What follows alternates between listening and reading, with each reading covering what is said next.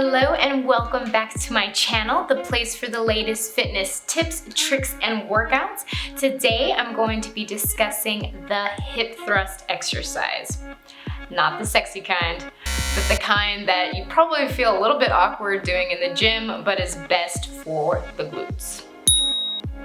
The hip thrust exercise is predominantly done with a barbell and a bench, but being that you're probably stuck at home right now, you can also do this exercise on your couch or even a foot rest. The objective is to lift your pelvis and any weight you have placed on your pelvis using hip extension. And what is responsible for hip extension? The glorious glutes, something we'd all like to build. But here's the catch. You can only build your glutes if you're doing the hip thrust with the correct form. Doing the hip thrust wrong not only can lead to injury, but also using muscles that you don't want to be activating, like your quads.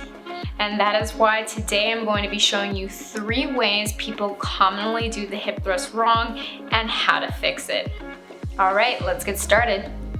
So today I'm going to be demonstrating the hip thrust on my foot rest here because of quarantine. I cannot go to the gym right now, as well as probably you can't, but it doesn't matter. You can do the hip thrust easily from home using a foot rest like I have, or a couch, or anything that you have that's the size of a bench and you can rest your elbows on.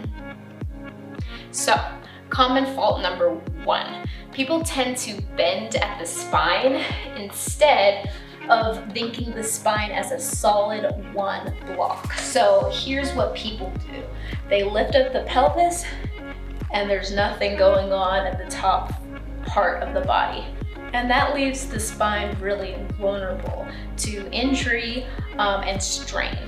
Instead, you want to think of your body, your upper body, as one block. So as my hips go up, my shoulders go down, right? And the same thing when I come down, my pelvis comes down and my shoulders come up. That leaves my upper body looking like a stiff board, which is gonna protect your spine. So again, just to repeat, this is the wrong way.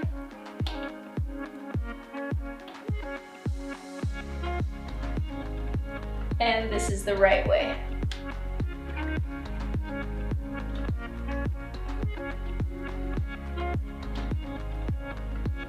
Common fault number 2, people tend to keep their feet a little bit too close to their glutes, which makes the exercise turn more quad dominant than it does hamstrings and glutes.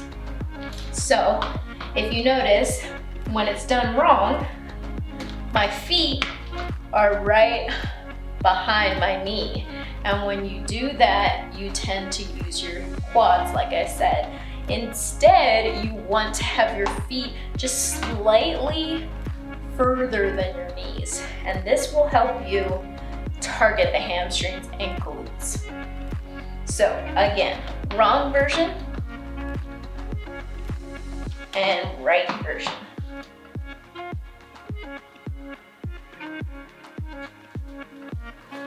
Common fault number 3 also has to do with the spine, and it has to do with the cervical area.